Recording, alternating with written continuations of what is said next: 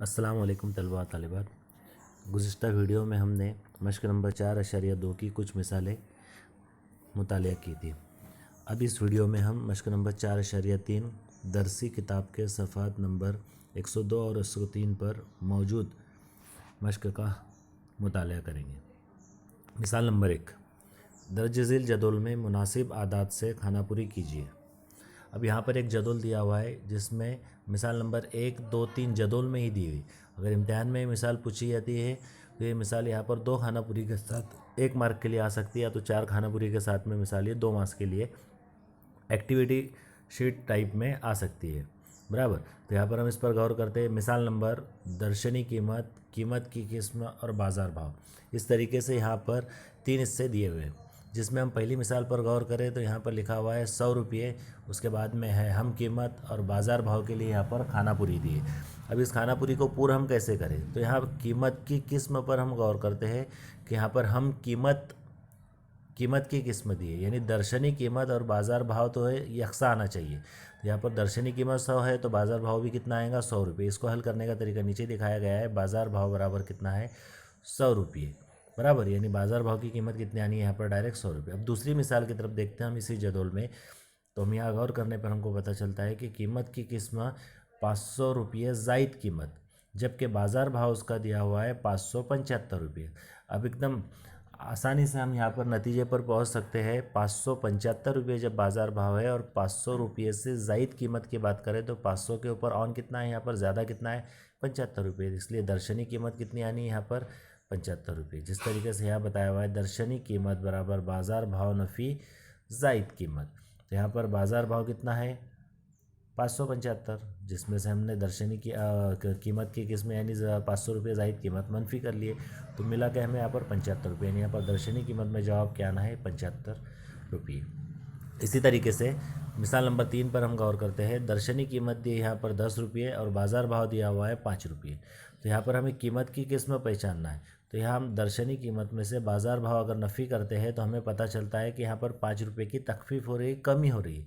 यानी हम यहाँ पर पता कर सकते हैं कि 5 कीमत की किस्म में यहाँ लिख सकते हैं कि 5 रुपये कम, यानी कीमत की किस्म में हम क्या लिखेंगे, 5 रुपये कम लिखो, या 5 रुपये तखफीफ लिखो, या 5 रुपये की कमी लिखो। इस तरीके से हम तीनों तरीके से यहाँ पर लिख सकते हैं। इस अंदाज़ में यहाँ पर हमारी मश्क नंबर 4.3 की मिसाल नंबर 1 मुकम्मल हुई। अब हम आगे बढ़ते हुए मिसाल नंबर 2 की तरफ बढ़ते हैं। मिसाल नंबर 2 पर हम अगर गौर करें तो यहाँ पर इबारती टाइप में मिसाल नज़र आ रही है। अमोल ने 100 रुपये दर्शनी कीमत के 50 शेयर उस वक्त खरीदे जब शेयर का बाज़ार भाव 80 रुपये था। उस साल कंपनी ने 20% यानी 20% मुनाफा दिया, तो सरमायाकारी पर वापस मिलने वाली रकम की शरह मालूम कीजिए। देखिए, कोई भी मिसाल को हल करने के लिए अगर इबारती मिसाल हो तो उसको सिर्फ पढ़ लेना काफ़ी नहीं है, उसके ऊपर मज़ीद गौर करें। मज़ीद गौर करने पर उसमें क्या डाटा दिया हुआ है उसको हम पहले यहाँ पर गौर करें।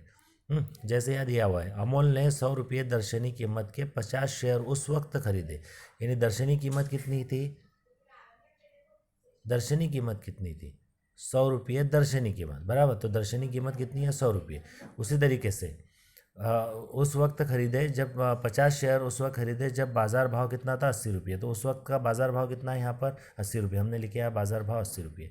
अब एक शेयर की सरमायाकारी, जितना बाज़ार भाव है उतना उसने सरमायाकारी की एक शेयर के लिए, इसलिए यहाँ पर लिखेंगे हम एक शेयर पर सरमायाकारी 80 रुपये। अब यहाँ पर हमें पता चलता है कि दर्शनी कीमत नफ़ी बाज़ार भाव यानी कितना बच रहा है, 20। तो यहाँ पर हमें पता चलता है कि मुनाफा कितना हो रहा है यहाँ पर, 20%, यानी 100 रुपये पर 20% हो रहा है। दर्शनी कीमत वाले 20 रुपये पर हमें यहाँ पर मिला है, यानी मुनाफा कितना हो रहा है, 20% हो रहा है। फ़र्ज़ किया वापस मिलने वाली रकम की शरह X% है, जो हमें पता नहीं, यही हमें मालूम करना है यहाँ पर। तो वापस मिलने वाली रकम यानी मुनाफा कितना रहेगा, यानी ओवरऑल रकम उसे कितनी मिलने वाली है, वो यहाँ पर हम कैलकुलेट करने वाले हैं। फ़र्ज़ किया वापस मिलने वाली रकम की शरह X% है, तो यहाँ पर हम जो रिवायती तरीके में पुराने तरीके से जो जबके का मेथड होता है उस तरीके से, या फिर अभी जो आपने तगय्युर वाली मिसालें 8वीं क्लास में हल की है, मुस्तकीम तगय्युर, माकूस तगय्युर, उसके मुताबिक अगर हम हल करना चाहो तब भी हम हल कर सकते हैं। जैसे यहाँ पर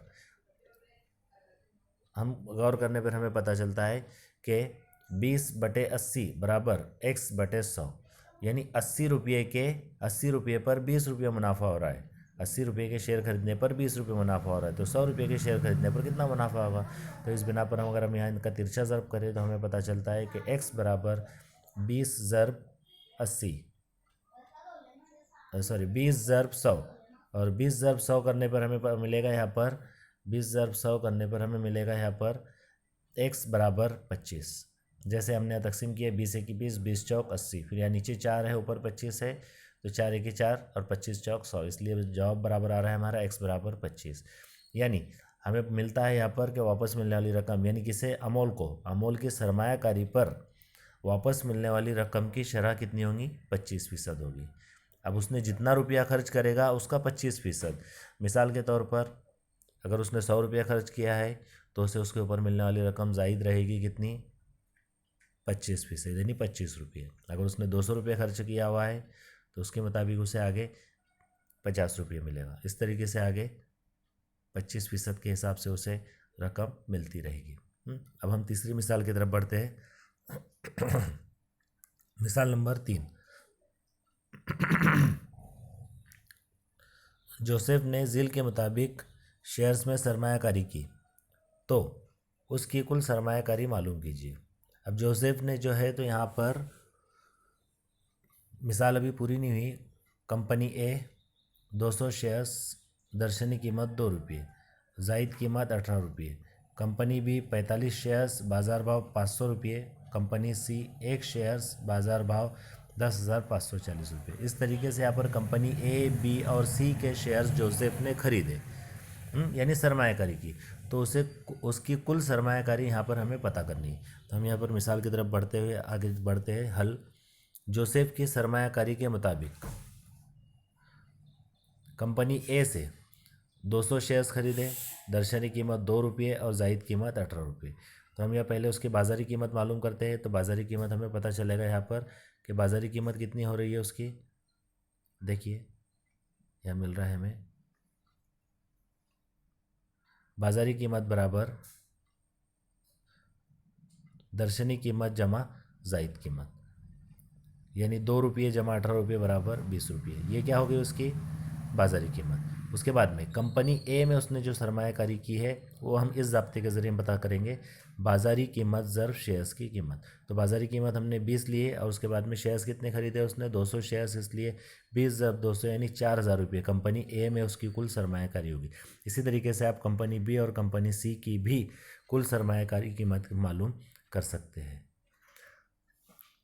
यहाँ पर हमारा मश्क नंबर 4.3 का मिसाल नंबर 1, मिसाल नंबर 2 और मिसाल नंबर 3 समझने वाला हिस्सा ख़त्म हुआ।